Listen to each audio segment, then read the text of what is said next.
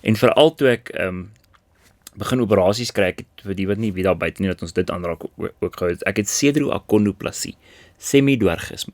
Om terug te kom na jou vraag toe is dat dit is oorerflik soos enige ander genetiese siekte 50-50 oorerflik is, want ek het dit, so daar is 'n 50% kans dat ons dit kan hê. Jy kan sê dalk minder nou, omdat ons bietjie meer toetse gedoen het. Ja. Maar ek het net as 'n ouer besef, alles wat ek deur is, en ek het gesê, as ek vir my kind iets bietjie beter kan bied, en dis moet so kontroversieel, party mense sê, mens moenie so mingle in God se plan nie, maar ek het net besef,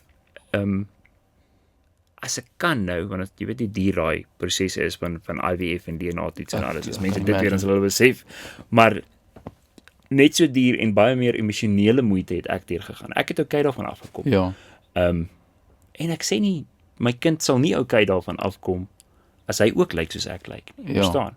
Maar ek het gevoel, ek en my vrou het lank daaroor gepraat, en ons baie diep gesprekke gehad, sielkundige gesprekke, en so 'n bietjie mense gaan sien ook en raad gevra, en besef dat, maar dit is okay, as ons die moeite wil doen, om te kyk dat ons kinders moontlik nie kan hê nie, verstaan? So ja, ek weet nie of die gesprek so diep wou hê nie, maar die punt is, dit is oor erflik, maar ons het seker gemaak dat ons so veel as moontlik kan doen, om dat dit nie met ons vermy. kinders gebeur nie, verstaan?